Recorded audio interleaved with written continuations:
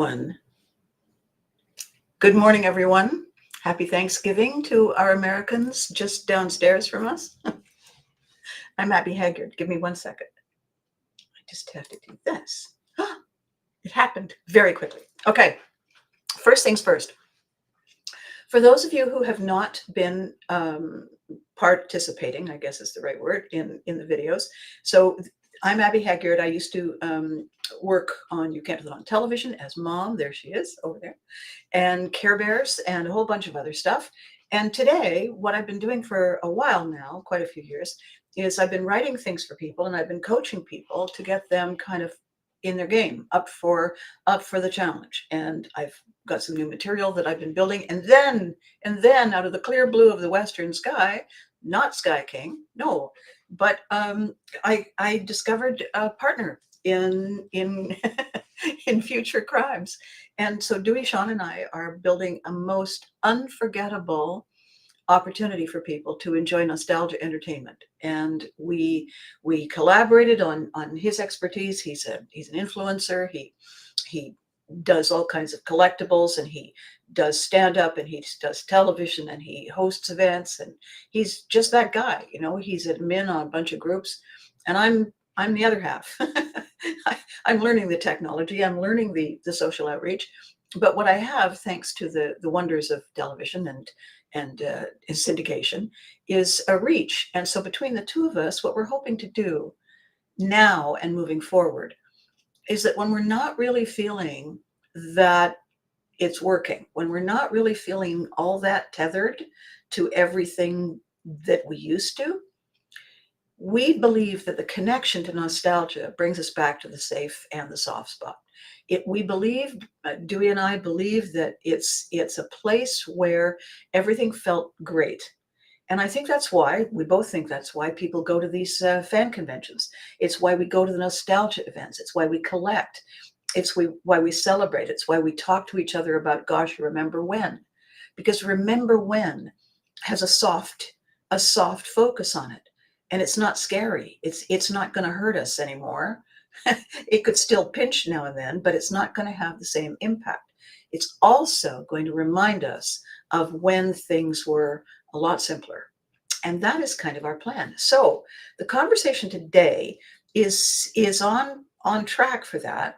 The conversation on Tuesday, and by the way, for those of you just joining, I do these videos Tuesday, which I call Shoes Day because, oh, see, shoes, and Thursday because Viking. And if you don't believe me, where's my thing here? How do I do this? Is this it? It's broken. Did I break it? No, I didn't. So I have some Viking stuff going on. I've got some comedy stuff going on. I got some television stuff going on. I've got some nostalgia going on. And in these videos, what I've really got going on, and this is going to be the heartbeat of Unforgettables, what I've really got going on is an interactive conversation with you. If you're just joining me, you can comment, and I see the comments immediately. Immediately when you write them, I see them, or at least as soon as they pop up, and I talk to you about it. So we get some exchanges going on, you between your people, and then me. So it's a kind of an interactive thing.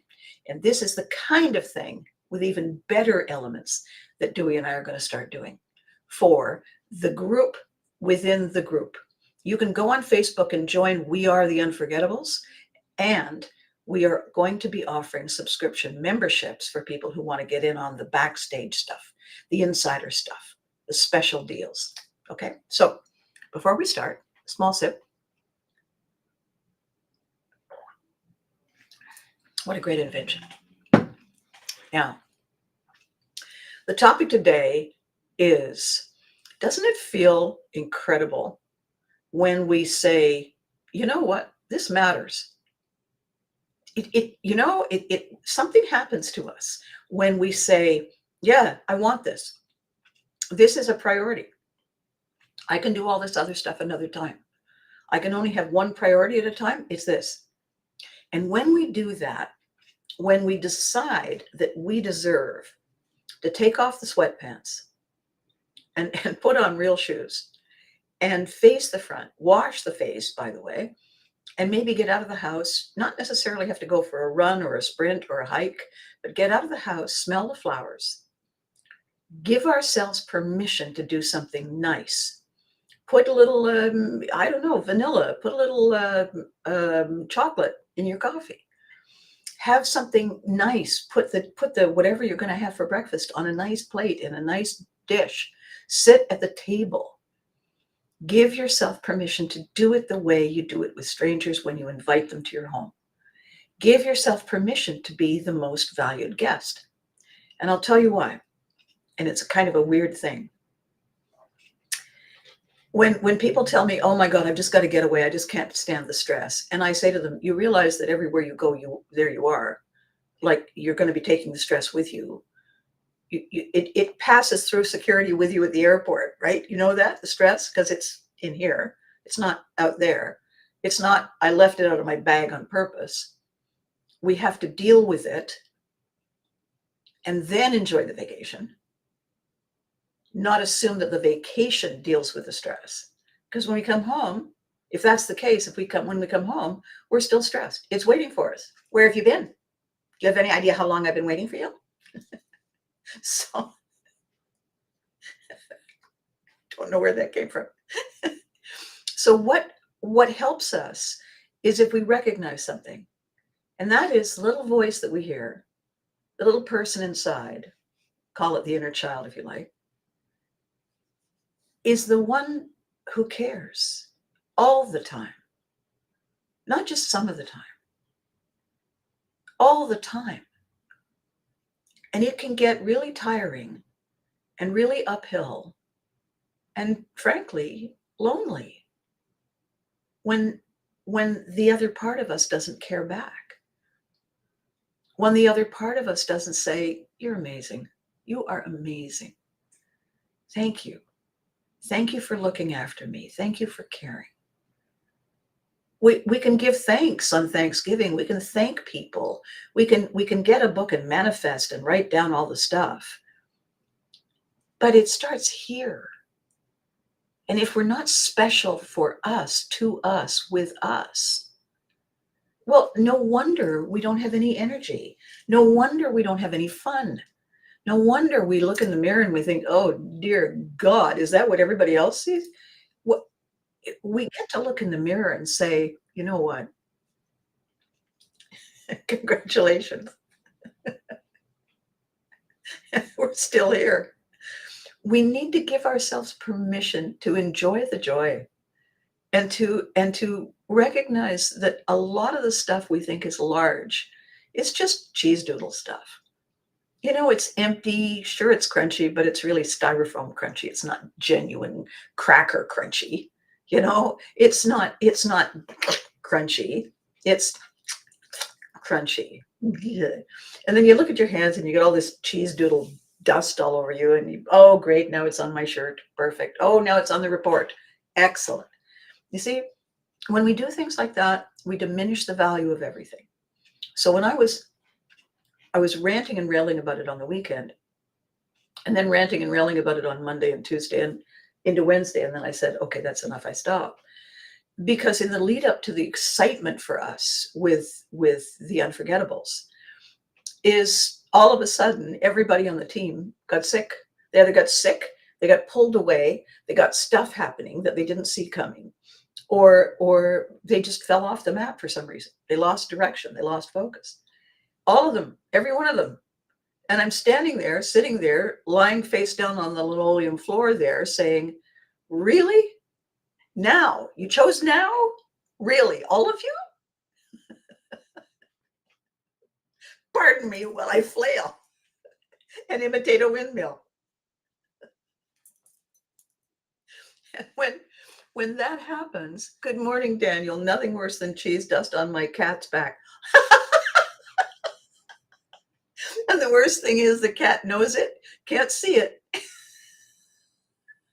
And they're the only one who can do something about it. So when they're getting rid of it, I'm sure they're giving you a look, right? Cat, cheese dust on my cat's back. Yeah. So in the lead up, of course, and then everything coming to it, not even in a screeching halt, not even a hit, bang. No, just kind of a and and I'm so excited. I was kind of born standing up, leaning in, ready. Most babies come out like this. I came out like this. I'm sure. I'm sure. I imagine the doctor went, "Oh, is everything all right?" Yes, yes, it is. But but I want to have the best time all the time doing the things that give me joy and spread joy. Infectious joy is my thing. And I want to feel that kind of warm and uh, fluid and upbeat kind of sensation in the energy in the elevator, in the energy in the lobby, in the energy, in the car park, even on a gray day. Today it's gray. Today is the day. Today is the day in Canada when the sky and the pavement and many cars are exactly the same color. I lived in Florida for a long time, and when I came back, and I said, "Oh yeah," when winter came, "Oh yeah, I forgot about this." And I thought, why do people buy gray cars? Do they not remember that from late November, December, January, February, and early March, whatever, they won't be able to find their car. it's building, sky, floor, car. Oh, there it is. So one of the things that never ceases to amaze me. Good morning, Freddie. And listen, happy Thanksgiving, my friend. I hope that this is a day in which people are grateful and thankful for you, because I know that I am. I am very grateful for you.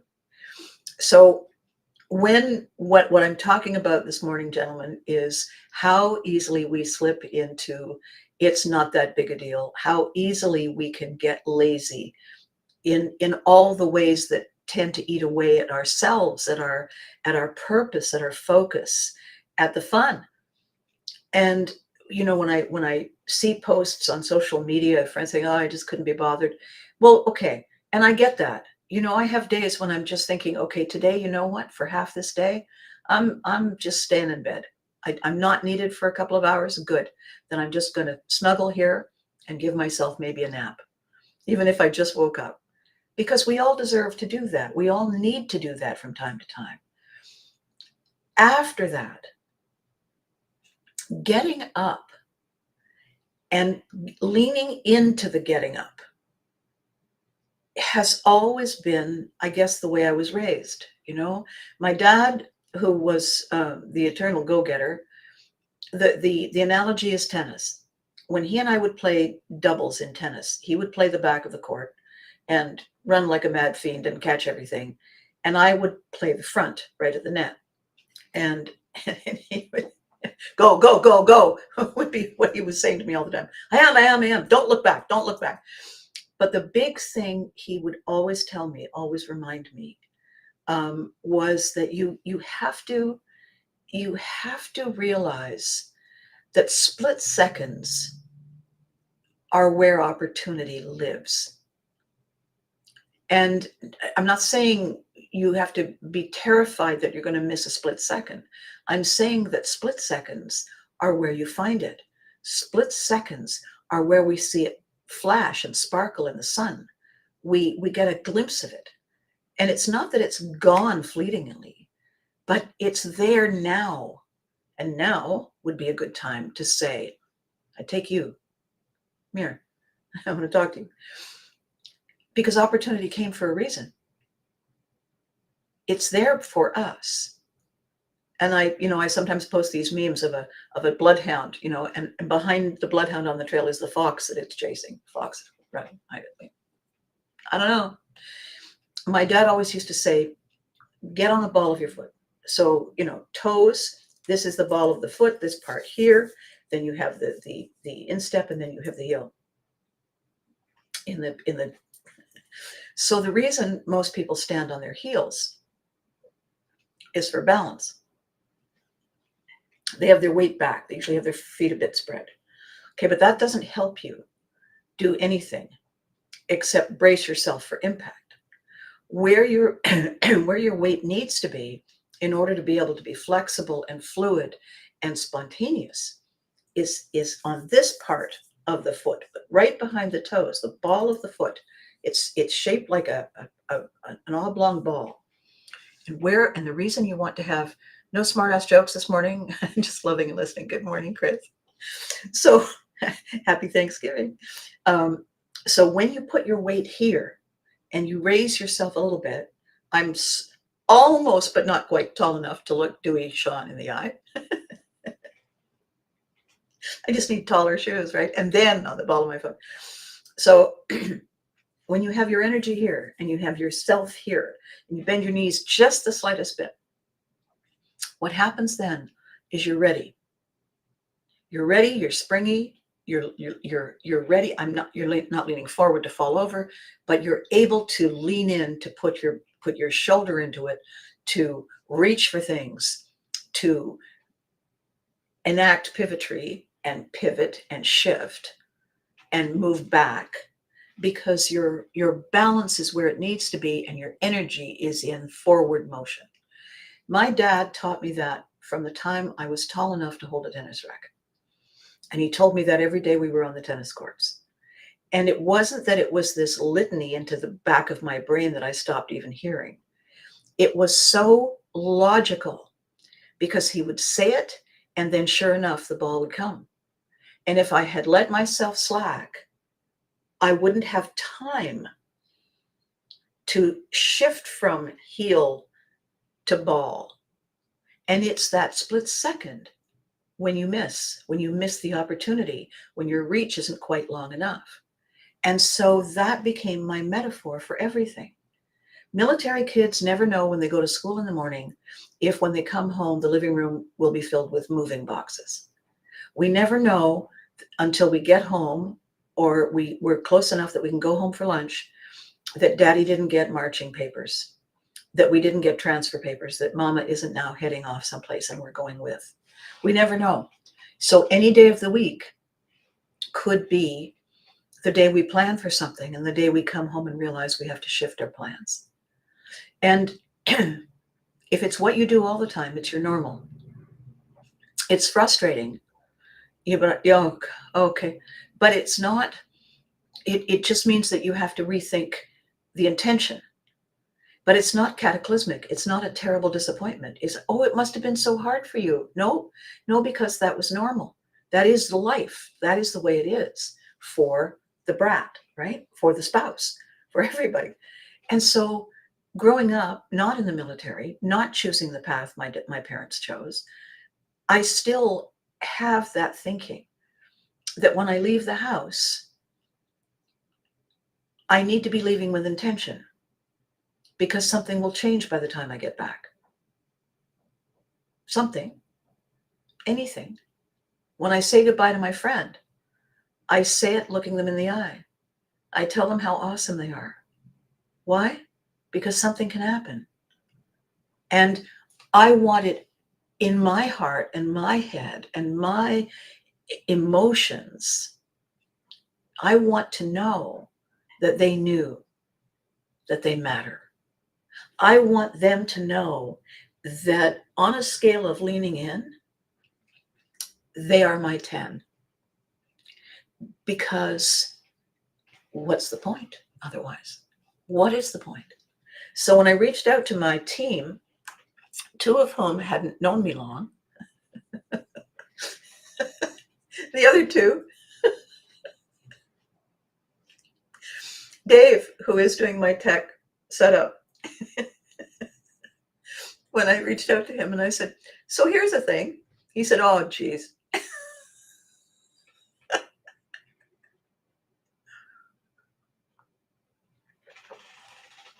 Here's the thing, apparently, is the thing I say when I'm not blaming, I'm painting a picture. However, apparently the context of the picture is It's a bit overwhelming. So when he said, hello. And I said, so here's the thing. He said, oh, geez, what happened? And I said, well, nothing. He said, oh, God, no. Okay. Why not? Which is more better than what happened since nothing did. And I said, oh, well, this and this and this and this. And let's not forget that. And he said, special kind of day, huh? And I said, special kind of day. He said, all right, well, let's see what we can do. Now we can't fix that. Getting in, yes, getting in position to perform. Exactly, Freddie. I've done the best, most amazing, most creative things in my life in the moments when I've just pulled myself up from a fall. That's right. That's right, Chris. You pick yourself up and you say to yourself, for heaven's sake. And now you're in it. Now you're in the zone. And so the conversations that I had with each of my team began like this. There are 5 of you and 1 of me. And that's kind of how a boat works. Here's the thing. When you all leave, guess who's rowing all the oars? That would be me. Want to know how much fun that is? And everybody's going, oh, geez, sorry. And I said, yeah, you know what? Sorry. I know you're sorry. And boy, are you sorry. But why did that? Could we not have reorganized that a little bit so it didn't all happen on the same weekend, all 3 days of it? Yeah. Well, that's crazy, isn't it? Mm-hmm. So and I always say, if I'm up this high in manure, there's got to be a pony in here with me somewhere, and I'm going to find it. And I'm looking for the pony. And I realized that if ever there was a time when it was the best time for a learning curve recognition moment, it was that weekend. It's the weekend before we shift into gear and push the turbo nitro button. It's that fingers are ready, raised to push the button. We haven't pushed it yet. We have not yet engaged. This was the weekend for everything to fall apart, because it gave us all time to get back up and for me to say, let's make a better plan. Let's make a better strategy to get from uh-oh to plan C, to door 3, because clearly 1 and 2 at this moment in this time are defective. And this is why we have plan C, door number 3. So my conversation today about how great does it feel when we step up and say, this matters. The point is that when we say, I'm walking here, fully present, it feels amazing. We don't have to be fully present, striding into battle every waking minute of every day. I've said, when it's time for a rest, take a rest. But if you've rested, what are you doing? Get up. Do something fabulous that makes you say, and now for my next performance, we want to be able to say, so this is my good side, and this is my other good side. We want to be able to cherish and enjoy and find the thrill of collaboration to victory. That's what we all crave. We are herd animals. Humans are herd animals. Even when we like to be alone, we know that safety, support, success, satisfaction, serenity is in numbers. It's how we're wired. In order to show up for each other, the first thing we have to do is show up for ourselves. And I know that's a bit heavy, and here it is Thanksgiving, and everybody's coming, and you've spent the last 3 hours looking at this turkey saying, I don't even like it that much. I saw a meme. We spent 3 hours in the kitchen in order that the children will eat a bun that we got at the store.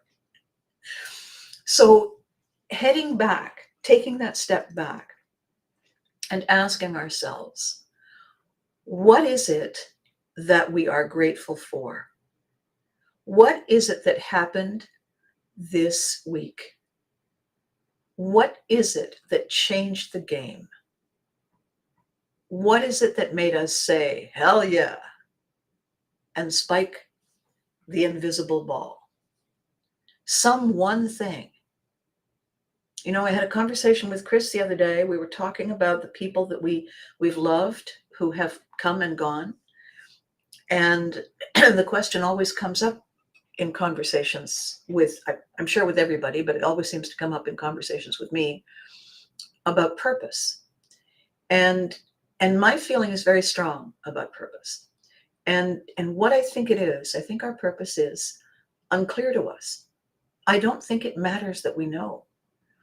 I think it is our role in our purpose to show up, to be there, to be on the balls of our feet. And when opportunity comes, we're ready. And the first person we have to look after is the person who carries us everywhere, which is us. The first person we need to take care of to make sure that we're healthy, we're well fed, we're well rested, we look great, is us. And we must do that in order that the inside of us, the intelligence, the emotions, the connections, the creativity, the spontaneity, the talent, the superpowers that we are here to share can be used to maximum value. A worker is only as good as his tools is a very, very old saying. And you know what? That's just popped into my head. Hang on a second. It was quite a few months ago now. I was having one of my wonderful conversations with Susan, my client and friend. She has it's a hybrid therapy clinic, massage clinic, wellness clinic in Sturbridge, Massachusetts. And when I met her, she was writing a book and hitting a wall and falling down and getting up and trying again. And I said, well, let's rethink it. Let's work through it. And she was remarking the other day that she does not know how she accomplished what she did. But for about a 2-year period from very beginning to end, Susan had gone back to school to get further certifications in the kinds of therapy that she provides. She had 3 boys that she was raising at home. She's a single mom. She was in the middle of the onslaught of the pandemic. So all of a sudden, the 3 boys are learning from home. And so she's juggling school and trying to figure out how to manage, oversee the online learning thing that she had never experienced before. And the boys are all frustrated and confused, and the school boards are no help because they're all confused. And the teachers at the clinic school where she was going are exhausted because you still have to teach and everybody's masked up and gloved up.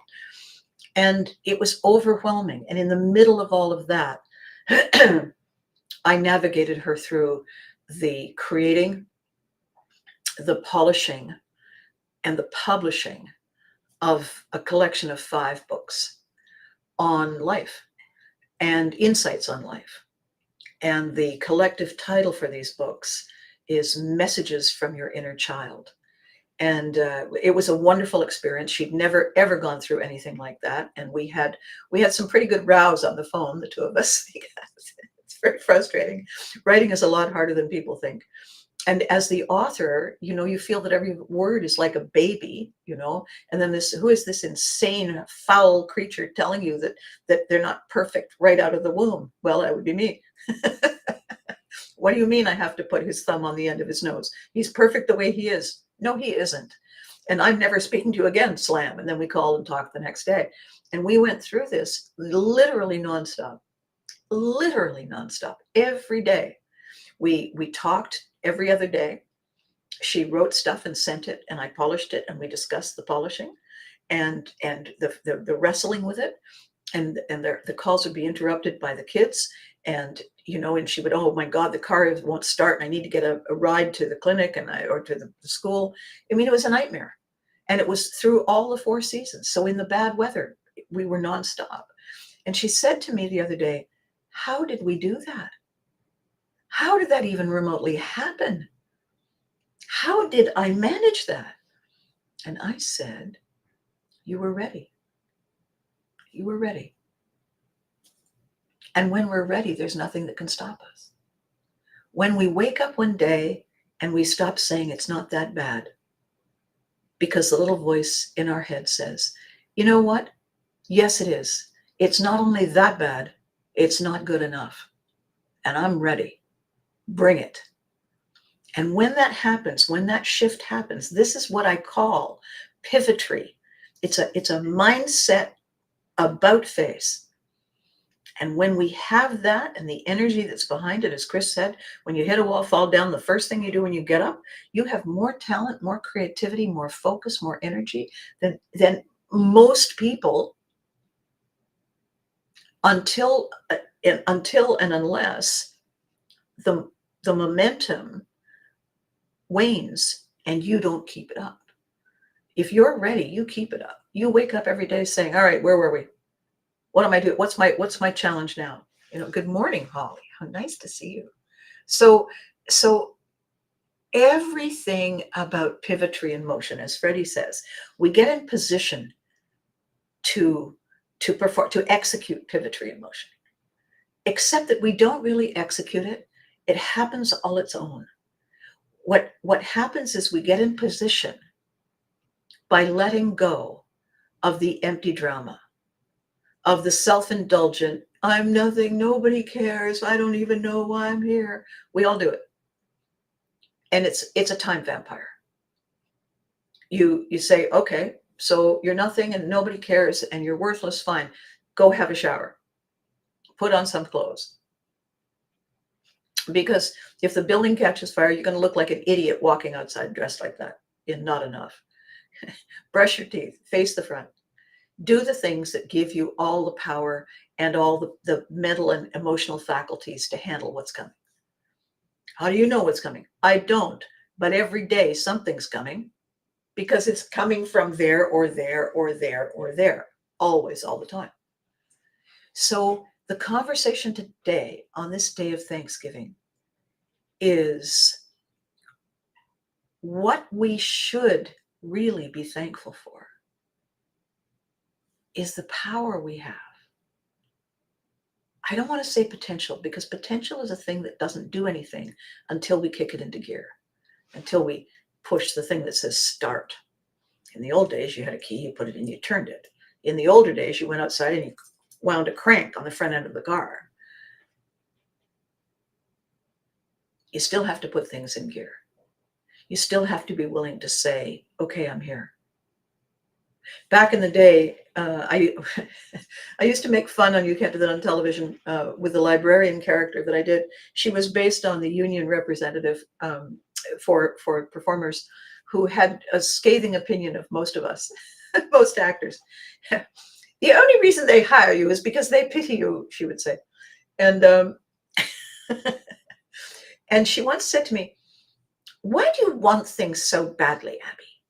You're doomed to a life of disappointment if you want things so badly. You're so intense. You want it, you want it, you want it, and you strive for it all the time. Why do you do that?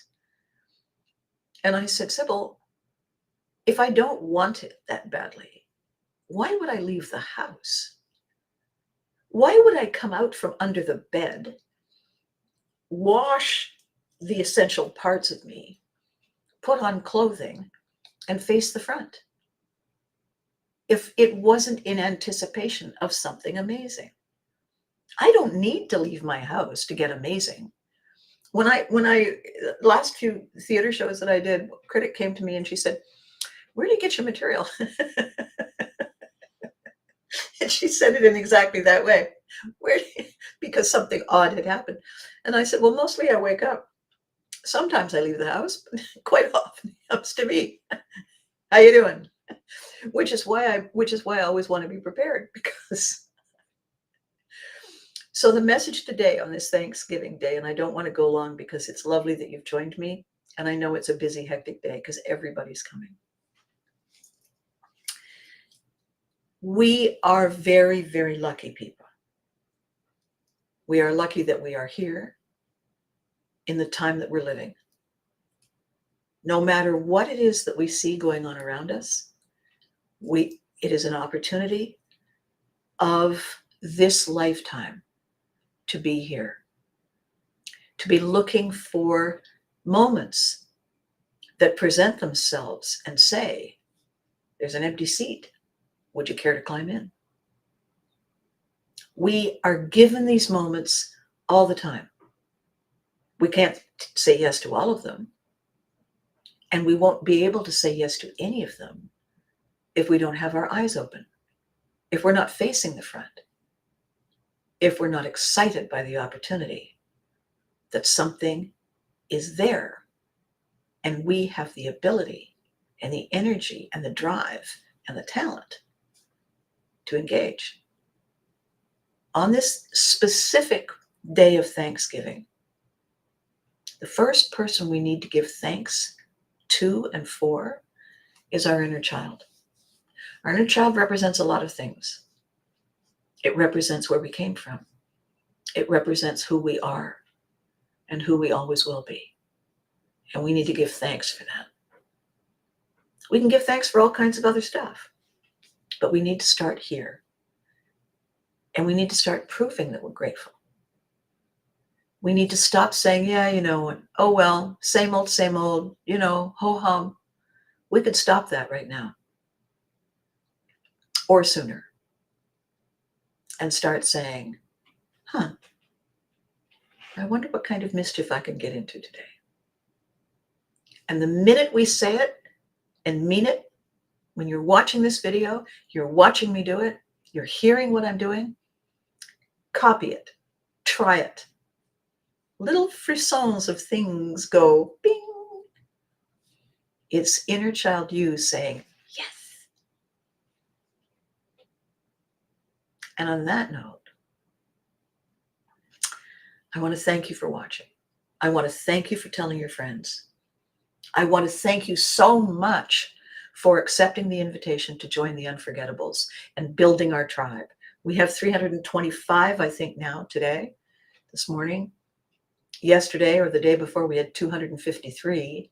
So it is jumping because of you.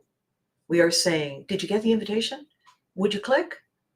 And now you're getting to see and participate in all the crazy posts because Chris is making them and Dewey's making them and I'm making them. And now some of you are making them. And the whole idea is, you know what is unforgettable? The joy, the fun, the connection, and the fact that nobody is a spectator in that group. I try to get into what we all want to be is someone who matters. And where that begins is by telling our inner child, our inner self, we got this. And then it radiates from there. So thank you for being you. Thank you for caring and being here. Thank you for telling your friends. Thank you for sharing. Once this video ends, you can share it with your friends. You can say, hey guys, check this out. I had no idea Mom was doing this. This is episode 310, kids, twice a week.